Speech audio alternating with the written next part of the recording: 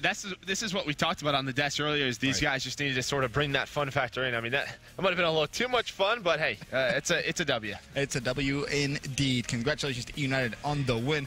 We'll go ahead and break the series down. Of course, it all started off in a map one chance. And what can you say about these United guys? Playing with fun, definitely.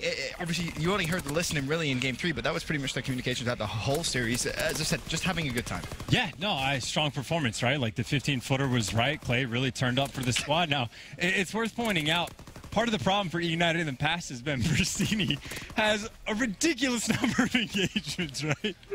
Yeah. Ridiculous number of engagements, and the rest of eUnited, a lot of the time, struggles to kind of keep up with them. This game, though, I'm crying. I lost Clay so much. That listening was too much. All 4 players are so good. Yeah, so I mean, just I think eUnited really stepped it up. Epsilon, they tried to bring it back. Hockey not having the best London Docks hard point, but you know, eUnited, this was a game they win. Epsilon for them. This is a map they've been picking over and over again. So I think it was again, this seems just to be a comfort map for them, but they continue to lose it. Most definitely do. 250 to 184. I mean, there's a look at some of the individual hills themselves. Warehouse, not pretty at all. 82 to 7. Overall, eUnited come out strong in map 1, and it carried off through into game 2. Of course, the search and destroy, you're literally crying. I'm sorry, this is too funny. The search and destroy, eUnited stay strong chance, and obviously they pick up that one as well. Yeah, no, getting double streaked out at the very least is great for United. They had a fantastic game through and through.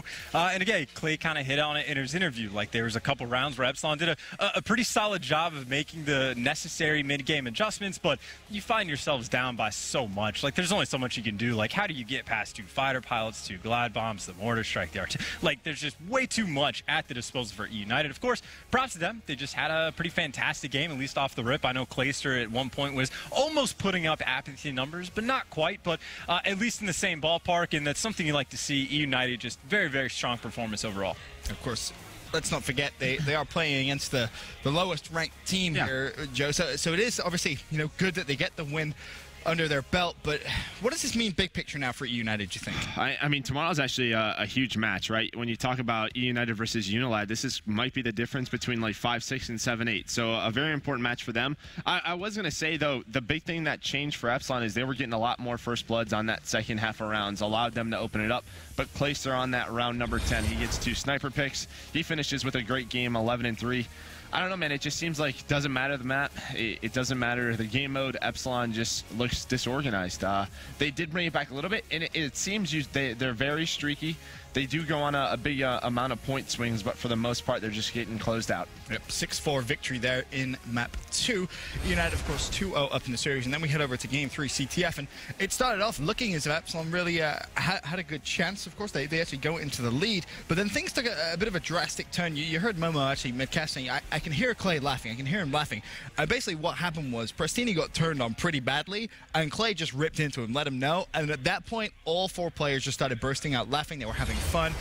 Burns, the GM manager, he was tweeting about it saying, you know, it's just nice to see the boys having fun. And at that point, I believe they're actually down in the game as well. So they really turned things around, Chance. Yeah, no, obviously they were having a good time. And it's worth pointing out, I think the biggest factor here is just top to bottom, the roster for eUnited just seemed to be like at least a step ahead of Epsilon, right? Like, I think there was one point where it's like Silly just kind of takes over, goes on like a 5 spree, gets the flagpole, and it's just like an instantaneous 40-second spree coming out from eUnited that just kind of gets you the games. Like, Epsilon, excuse me, earlier when we saw him play against, I think it was Unilad, you know, they did great on defense for 8.5 minutes and had a pretty solid game, but that level of consistent play is just too tough against a team like eUnited, who at their best can have any number of different players kind of take over. Clayster obviously had a fantastic game, fantastic series, posted above a 2.07 KD, so he looked great. Silly had his great moments, but again, the only main complaint I ever had for eUnited is just something was off with like Pristini versus the rest of the team. If he is just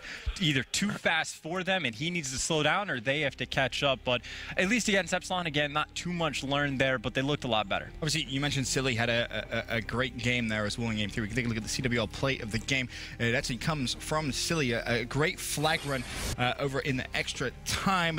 Obviously, you know, at this point, the game's tied at 1-1, so Silly manages to take matters into his own hands, pick up a kill. still gets the flag, challenges for 2. Guess what? The third is going to be there as well. Just an overall beautiful play from Silly and earns the streaks as well. Yeah, this is a huge play, but they need to do this versus the best teams in the world. Epsilon's obviously at the bottom of the table right now, but this is a sort of individual play we look for in eUnited. You know, a great job out of Silly, and if you look at that scoreboard, everybody's doing a great job.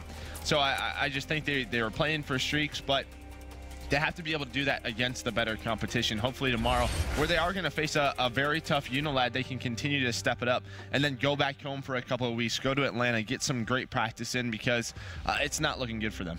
Yeah, it's all good and well. I mean, it's great right now, but the fact of the matter is they still only have, what, 2 wins right now? So they need to have a good day tomorrow, and then, to your point, get some good practice in, come back, and really try and make a little bit of a comeback here, because they're down by no means out just yet.